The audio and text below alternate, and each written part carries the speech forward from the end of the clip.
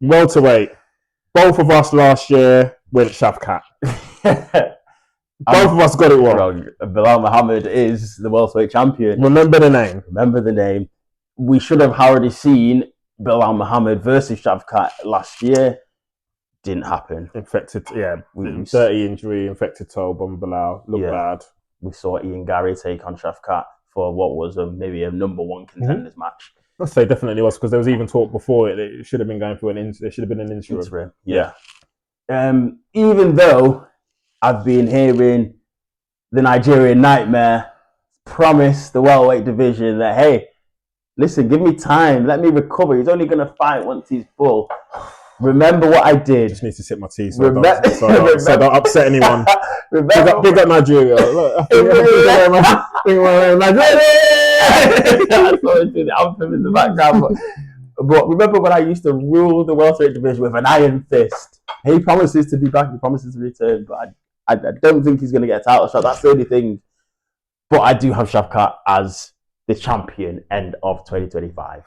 Oh. It wasn't an easy one though. It wasn't, because there's some absolute killers there. I was looking at Jack Della Maddalena. I was looking at some other fighters as well. But I think Shavkat, again, he doesn't fight too many times. Shavkat maybe once, twice, and he retains. And I think when we look through the names, I've locked that in, by the way, Shavkat as your welterweight champion. When we look for the names in the division, we're talking murder as well. With a few old men dotted in. To be fair, there's a lot of old men within the welterweight. We've got, obviously, Bilal Champ, Leon Edwards, still back number one. Yeah. Still waiting for that name in terms of who he's going to be. I've heard he's headlining the London card in March. Yeah, I have. Still waiting for that name of who he's fighting. I'd like to see, again, I think I feel out there, it would have been great to see him versus kind of MVP. I know MVP's ranked number 15, but I don't think that's going to happen. Yeah. JDM would have been interesting. I've heard noise around Sean Brady. Yeah. Do you know what? Who I would love to see, based on all the noise, recency bias, hype. I'd love it if Joaquin Buckley could do that turnaround and fight Leon Edwards in London. Ooh, that'll be interesting. I would love it. That would be interesting. I would love it. Yeah. I think the crowd, there would be a pop. Like, the guy's got so much hype behind him based on his last 3 performances, what he did to Kobe last time out. I would love it. And I think that's something that Leon would have to get up for, because you've got the hungriest lion there. He is. And he's on the prowl. And Leon, if you want to protect your position as number one, you need to put that lion down. 100%. I would love that for great fight. That's the one that would excite me the most. Yeah. I've heard that it is JDM, Jack Della, but I probably would prefer that as well. I would love it. 100%. And then you've obviously got Machado Gary's in there, Sean Brady's still up there, Gilbert Burns ranked number 8, Kobe, thank God he's finally dropped down at number 9, Jeff Neal, Stephen Wonder Man Thompson, 11, and then you've got good old fighting nerds, Carlos Pratis at 13, Vicente Luque. Yeah. That could be a wild pick. Carlos Pratis, based on the fact that I think from a lot of quarters, fighting nerds got Gym of the Year. They probably got, again, in terms of the gym, the most hype. Yeah. Our good friend, MMA Psychic Dylan, absolutely is obsessed with the fighting nerds. Yeah. And to my knowledge, I don't think they've got a UFC champion yet. They don't. So if you're going to solidify Gym of the Year, you need a champion that gym. So who knows? And he seems to have a lot of traction with the UFC. He seems to be a guy that they can count on. That's true. So it could be an interesting one. I think Shamrock was out there in Brazil in fighting nerds this past December. There you go. Interesting. There you go. Named a big up Shamrock. Dude. Shem Scrams, always. Best vegan food ever. Oh, wow. But finally, we can differentiate. I love Shavkat. It's always been, I'd say, Laura Sanks and Nick P all on the Shavkat train. And I would count myself as like that third member of the club where I'm like Team Shavkat. I feel there was obviously underlying issues again with his fight against Machado Gary. He wasn't at his best. He didn't look at his best. Apparently he wasn't at 100%. But for me, a part of that is because you're inactive. You're not active enough. And I feel that's going to be detrimental to if he, for example, he's going to fight the champ next. I feel like you need a bit more activity. I also brought it up before. I think that the Khabib effect is magical. And I think people are sleeping on him and slept on him in the first place. I think people are still sleeping on Bilal. Mm-hmm. And I think there's a lot widening for him to create a bit of a legacy and go, yo, I'm champion not by fluke, but by skill and by hard work and dedication. Mm-hmm. So I'm sticking with, remember the name, Mr. Mohammed. I'm going with Bilal Mohammed to beat off those young lions coming through. Because I'm not going to lie, I was super impressed with what he did against Leon. And I did call it last minute. I did say, I have a feeling. But now I'm like, do you know what? He's with that camp. I just think that camp is almost untouchable in terms of what Khabib's doing and that iron sharpens iron mentality. So I'm sticking with Bilal. That's interesting. To be my champ. That is very interesting. Okay. We did have this conversation. We had this discussion not so long ago as well. All I'll say is Islam is hungry for a second title. They will never fight each other. Islam is hungry for another title. Islam says he won't go down, he'll go up. Okay, but they won't fight each other. Islam will fight Bilal.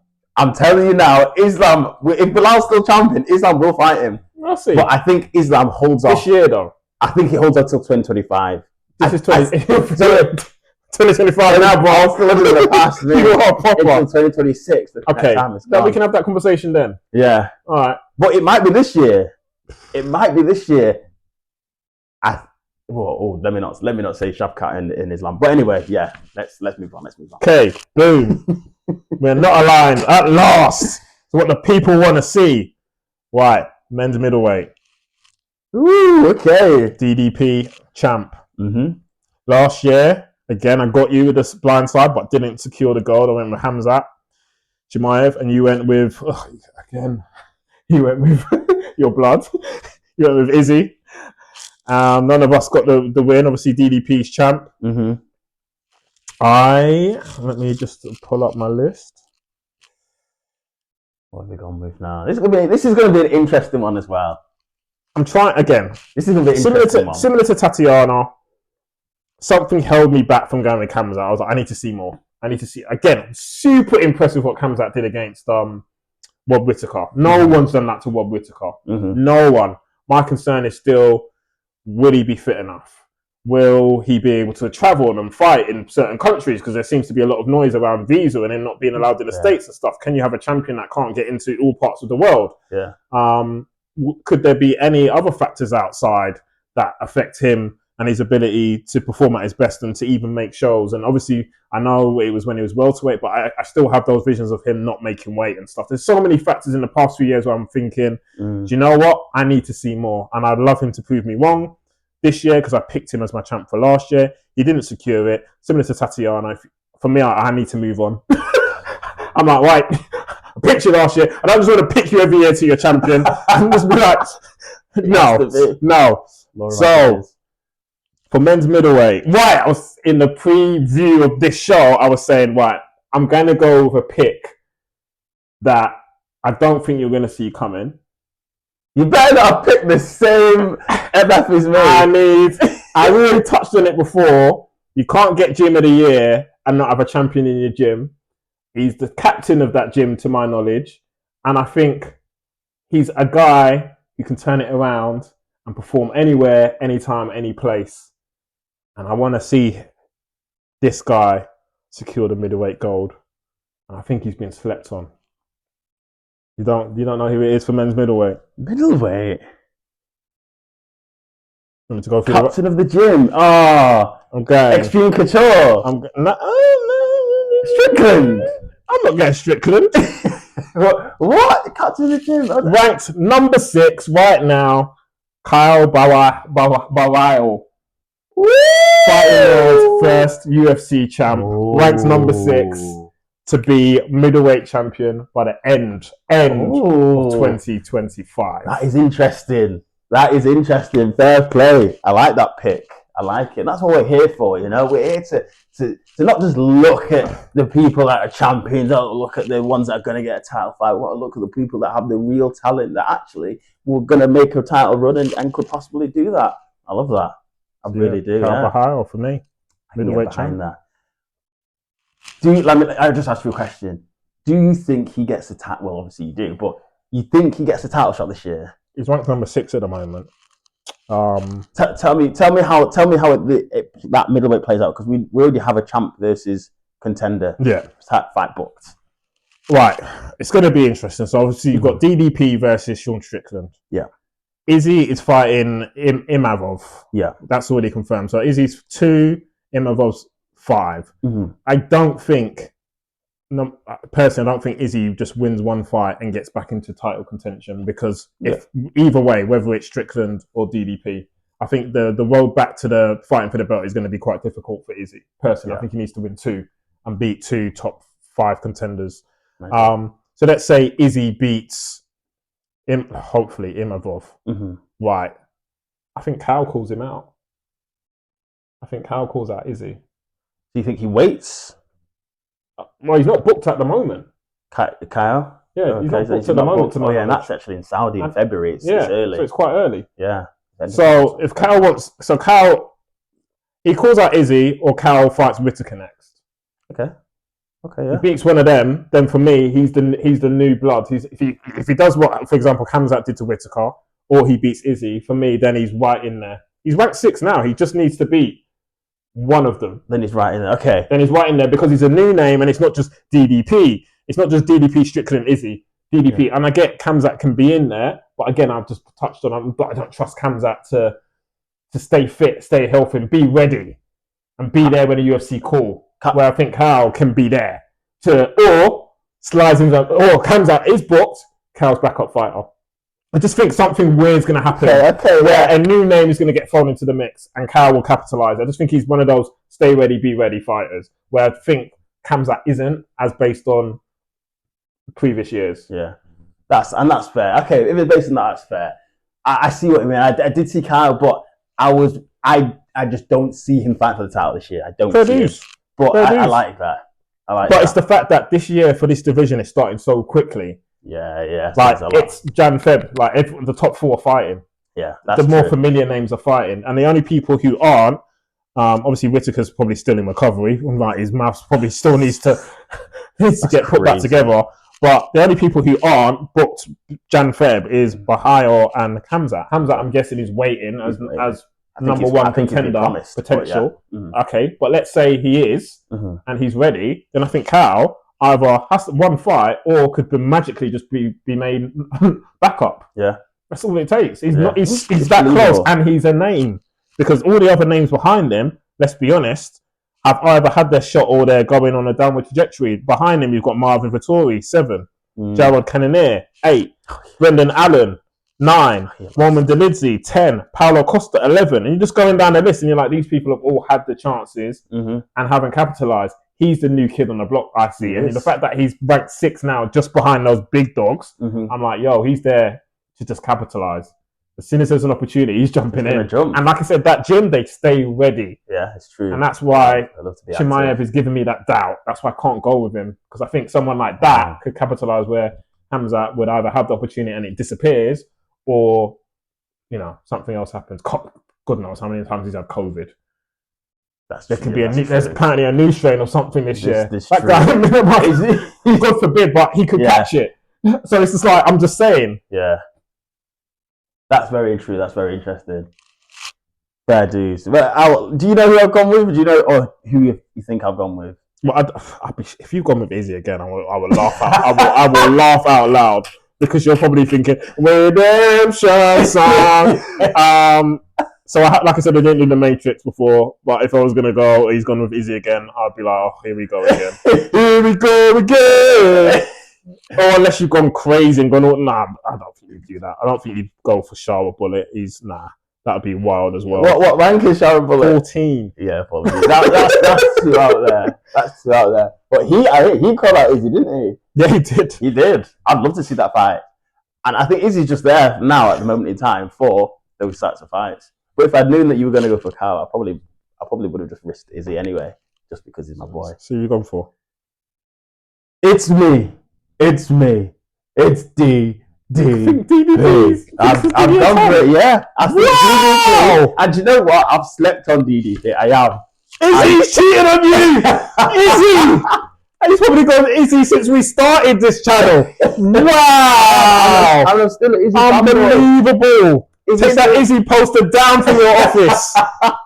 Izzy's still my favorite fighter, you know? Wow! I don't know any Yoruba swear words anymore. I'm rusty, so I won't even try and regurgitate any. Oh, wow!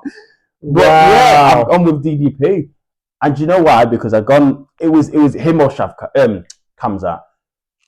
I think. You think he beats Hamza? I think he beats Hamza. I think he beats Strickland. I kind of think he does as well. I think he beats Hamza because it's just he's gonna go. He's not gonna strike with him. I think Kamzat is on business now. He's just gonna go in and just try and take it to the ground. But I think it's just that weird wrestling, that power, the strength and the power of DDP. I think is unheard of. I've gone for DDP. Yeah. Interesting. Right. It's getting tasty now. Indeed. Various picks, mixing it up. We love to see it. Right. Next, light heavyweight. It's on to you. Light heavyweight. Again, this is probably going to be a quick, easy one. I slept on him last year. Oh, you went? I slept on him last year.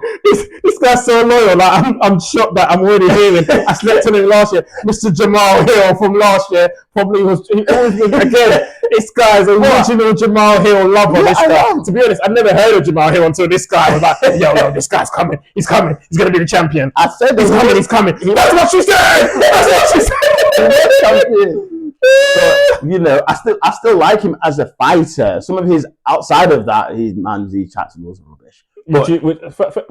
Would you fight him for 20k? Would you spar with him? You know, that's the newest one. He's like all you internet trolls, 20 grand to come and spar with me. Would you spar with Jamal Hill for 20k? It's not enough money.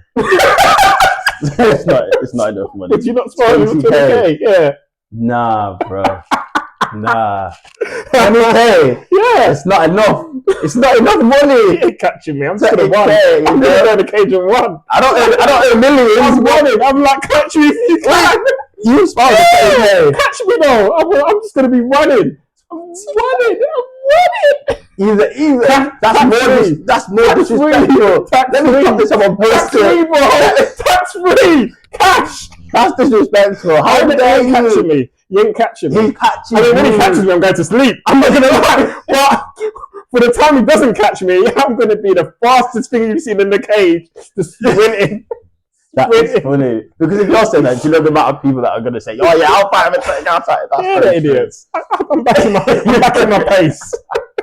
Nah, that's not enough money, man. 20k. It's not gonna go far at all. So yeah, I've gone for Poatan. I don't think he moves up. He's not going to move up this year. Ooh. I think he gets blocked from moving up. And I think even if he does move up, I think the powers that be, Dana, will allow him to keep his title to move up. And because of that, I don't see anybody else that could beat him in the top 7. Oh, so you're not giving respect or any love to Ankalaev? Ankalaev. Everyone is, that's the boogeyman. That's the one. Yeah, that's the guy. It's true. I was interesting, but I've slept on him so many times for Poatan for me to think that actually he's spent a lot of time now in the mixed martial arts arena, in the mixed martial arts world, that he's built up his skills that I think he'll be able to take it. And actually, Ankalaev, he is a stand-up fighter. I think he wins. I think Poatan beats him. What about, again, just testing your resolve, Carlos Olberg, currently ranked number 6. Oh yeah, I did say number 7 actually. Carlos Olberg, yes, I do like Carlos Olberg. I really do.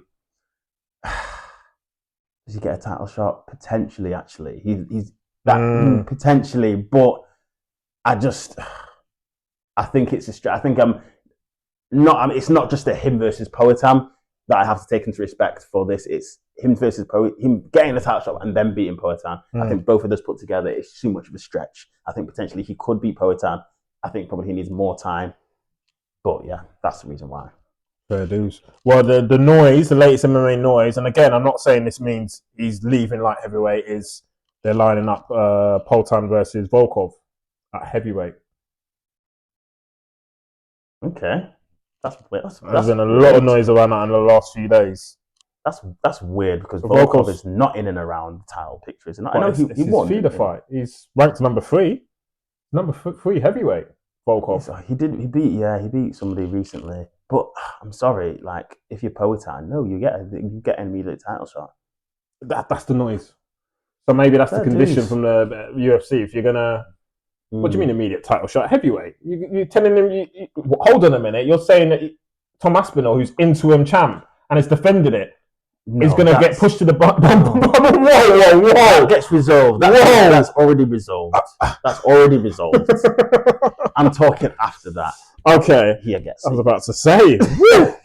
I know Potan's got credit in the bank, but yo, don't be doing Tom dirty like that. No, like Tom's got credit in the bank. I get it. Potan's no one's got any more credit than Poatan, and that's why I've got him as my heavyweight champion 2025. He played Angels Advocate and all that. Of course, yeah. Who else, man?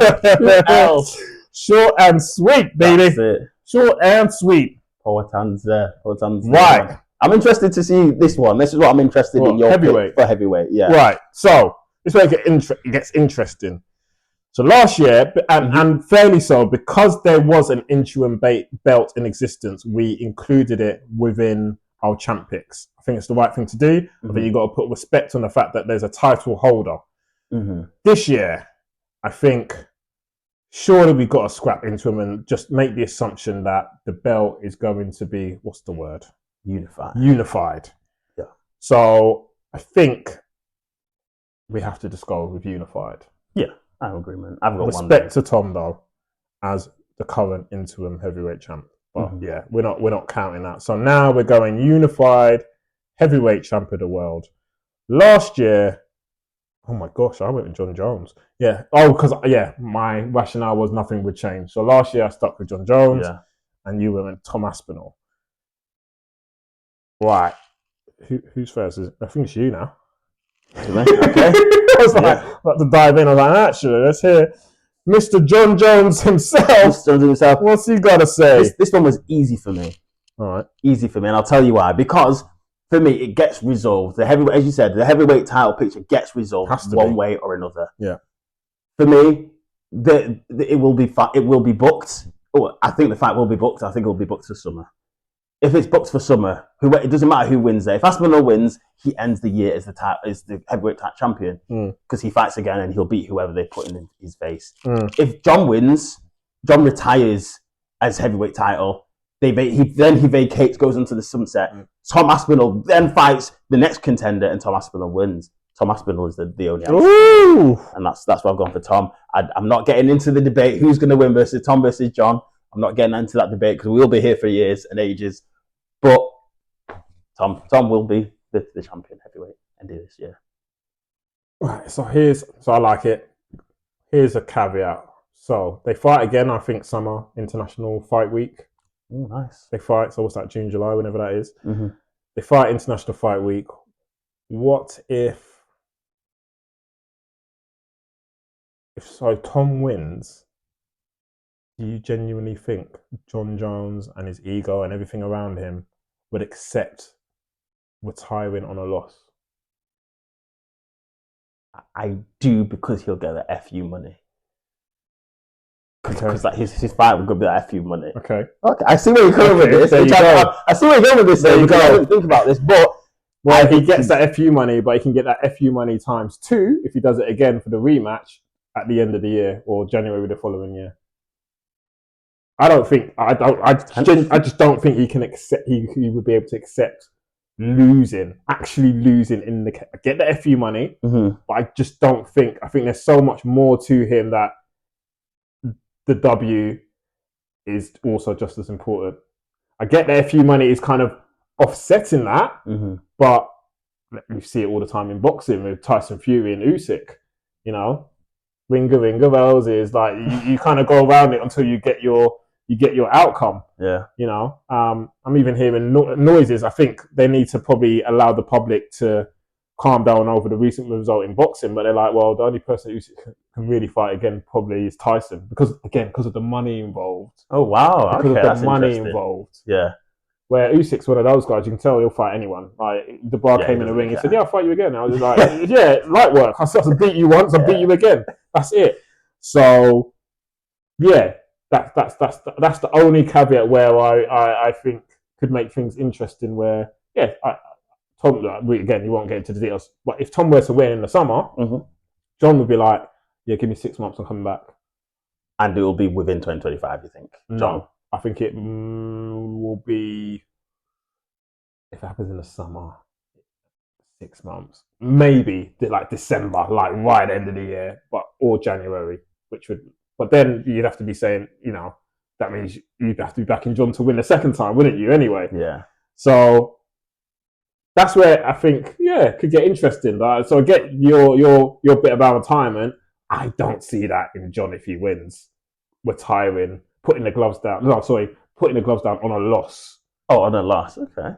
I can't. I'm trying to visualize it. I can't see him. Yeah. Like it's always been on his terms. Everything. It's true. Yes, I don't know if the FU money is enough for his ego to do that. Even with, let's say, the figures they're talking 30 million in the bank just for that fight. Saying that, it's crazy. We don't know because John has never lost, so we don't know.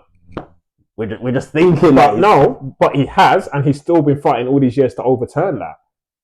Yeah, but if that's before he was even... I get it, but he doesn't even want that blemish on his record. It's true. He doesn't want any blemishes on his record, to be honest, even though there are many, but that's another conversation. But he doesn't want that. He wants that GOAT status. It's a big deal for him. So, I think that, for me, Tom also unifies in my mind. It's been framed as the biggest fight ever in MMA. Hopefully we see it come to fruition. Hopefully it's in a big enough card that, really backs it, stacks it. But I just don't see how John accepts losing. Even that's the thing, even with that FU $30 million paycheck. That's the thing. Do you know what it is? It doesn't matter because whatever outcome we have there, you still have Tom Aspinall as your champion, don't you? I do, yeah. And so even if Tom wins and John wants to come back, you will still have Tom winning that rematch. What if if Tom wins, John's not happy, he wants a rematch, they have it end of 2025. I still see Tom winning it. So but now we're just talking about we're just talking about them. Like the Matrix. Yeah, like the Matrix. It's a great film. It's true. Great film. So got there in the end. Scrap interim. We've kind of fixed the heavyweight division after 2.5-3 years. Thank you. We fixed it. You are welcome. Yeah, so we'll just quickly run through women's strawweight. I've got our friend of the show, Zhang Wei Li. You've gone with my pick from last year, Tatiana Suarez. Pantoja, I went with Manuel Cape. You went with, which was, I didn't see that one coming, so credit to you for that one. Mm-hmm. And then it gets really boring. Sorry, people. We've both gone with Valentina for women's flyweight, Umar for men's bantamweight, Kayla Harrison for women's bantamweight. Featherweight, we're both on Islam takes both our lightweight picks. But then things got interesting again. Yeah. I went with Bilal, remember the name. You went with Shafkat for welterweight. Mm-hmm. I went with Kyle Bahayo for middleweight. That's my wild. What would you say is your wild card? Would you say Manel Cape is your wild card?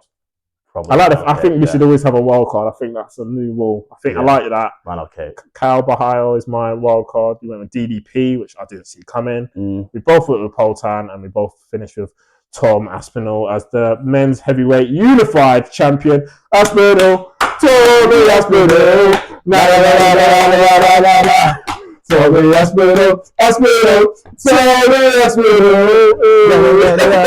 Big true. So that's our picks. How you feeling now? Now you've got them locked in. The good old Excel spreadsheet for 2025. I feel good actually about them. I could have thrown a few more into it, but I thought you were going to play it safe, and well, you've not played it safe. Well, I didn't, and the only other one, if it happens, I'll be fuming but I've thrown it in there, and I said I called it out. is if the Cole ends up in the UFC. It's not this year. Oh, it's not this year. I'm just saying, with all the politics and everything coming on, it would be. It's very hard to get out of contract negotiations. She's booked. She automatically got her contract extended with PFL. Yeah, I heard. But hey, if she is in the UFC, I agree. She will be the champion. That'd be sick. She will be. That'd be sick. I said it, I called it. Well, did you pick me as champ, Soggy? No, I went with Valentino. Well, actually, you think it's a reality. So shame on you. So Triple D. Nah. No, shame on you. No, it's not shame on me. I'm not going 2 wild cards. I want to win. But you think she could be. I don't think she could be. That's why I'm not going for it. Fair dues. Shame on you, bro. Fair dues. Right. Get in the comments, people. Let us know your thoughts. Show us your thoughts, your picks. Shoot. This is Mardy. I'm Obasogi, not Deji. Fire shots at this guy. He lost last year. Still hasn't done the forfeit. Yo, people, get on him. Get on him, because it's like, you know what I mean. And we probably need to discuss what's on the line for this year. I mean, for me, until he does the forfeit, it's not even a discussion, because then it's not real. So yeah, keep tabs on the channel for that update. Indeed, 100%. Check out the 311 preview show as well. Don't forget that. And please, like we've done our stats for the year. It's nuts. We appreciate all the subscribers. Turn your notifications on. Stay on top of all the updated content. Yeah. Don't miss it. New followers.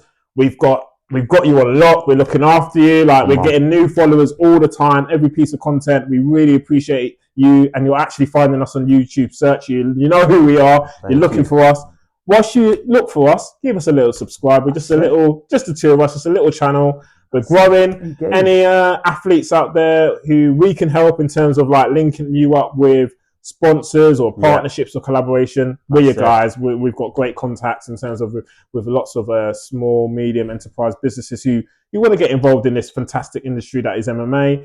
And hey, we get out. We're on the road all the time. We're international. 3 continents. It was 4 because we actually hit Thailand last year, remember? We had a correspondent out in Thailand cover an event for us. So when I saw that, I went, no, it's not 3 continents. 4 continents. We hit 4 continents last year. God knows how many gyms we hit. Yeah. Massive shout out to all the gyms.